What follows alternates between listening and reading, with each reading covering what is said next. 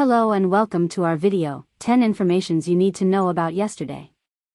In this video, we'll be covering some of the most important events that took place yesterday, giving you a quick summary of each one. Sunak faces standards probe.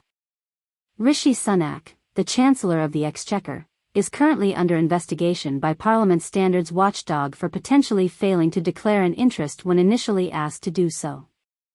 The Prime Minister, along with his connections to a childcare company in which his wife has invested, is being scrutinized for potential violations of transparency rules. While some view this as a minor issue, likening it to a tremor on the Richter scale, opposition parties argue that it signals a return of sleaze to number 10, the Prime Minister's residence. Prepayment ban for over 85s. New regulations from Ofgem will prohibit the installation of prepayment energy meters in the homes of customers aged 85 and above in the UK without their consent. The regulatory body has also mandated that energy suppliers must provide additional opportunities for customers to repay their debts before resorting to switching them to prepayment meters. However, campaigners argue that these rules do not offer adequate protection, as vulnerable individuals may still face forced installations. An investigation by The Times in the past year uncovered instances where debt collectors, acting on behalf of British Gas, had forcibly entered the homes of vulnerable customers.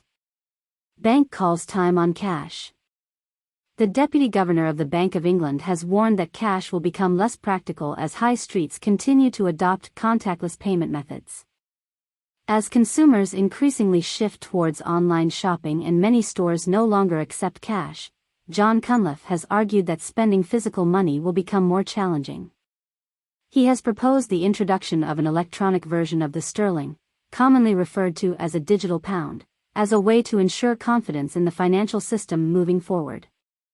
Just Stop Oil disrupts snooker. A snooker match at the World Championship was thrown into disarray when a protester climbed onto the table and spread orange powder on it. The incident, which occurred during the match between Robert Milkins and Joe Perry, reportedly elicited gasps from the audience. In a separate incident, another protester attempted to glue herself to the table during a different match. Both activists, affiliated with the group Just Stop Oil, were subsequently arrested by the South Yorkshire Police. The group stated that their actions were a demand for the immediate cessation of all new fossil fuel projects in the UK by the government. Food prices soar up to 80%.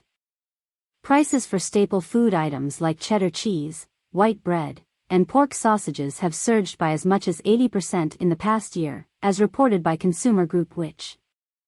The study revealed that an 180g pack of Dragon cheddar cheese at Asda was priced a staggering 80% higher compared to the previous year.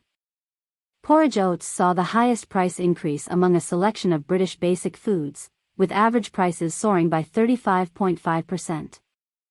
Jim McMahon, the Shadow Environment Secretary, expressed concern that British families are facing higher costs for everyday essentials like tomatoes, carrots, and cauliflower. EU ambassador attacked in Sudan. The European Union's ambassador in Sudan, Aidan O'Hara, has been attacked at his residence in Khartoum. While the Irish government confirmed that O'Hara was not seriously injured, the incident comes amidst escalating fighting between rival military factions in Sudan. Reports indicate that over 200 people have been killed and approximately 2,000 others injured in recent days.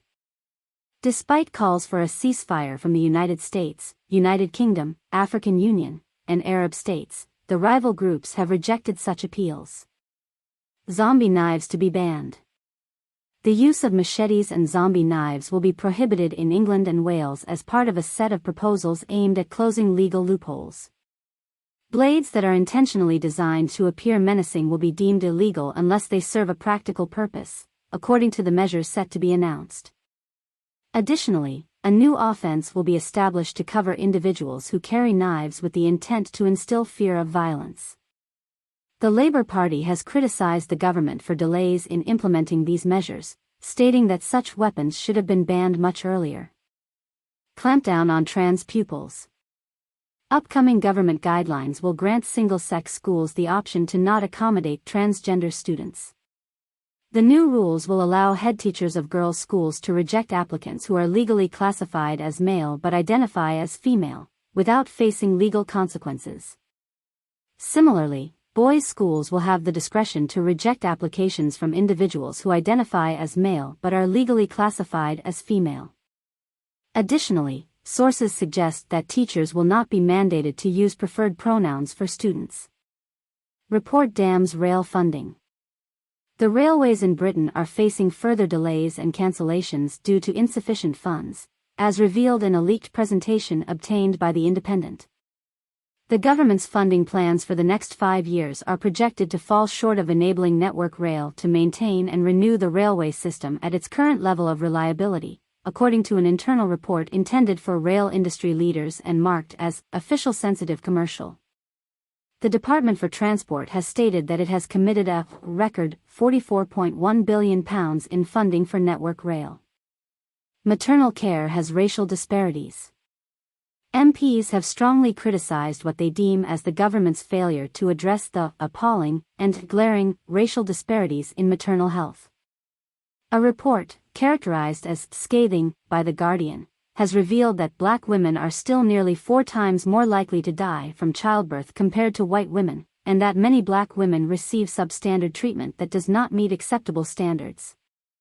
The Equalities Minister, Kemi Badenoch, stated yesterday that less than half of the measures outlined in the government's plan to combat racial inequality in uplift communities have been implemented.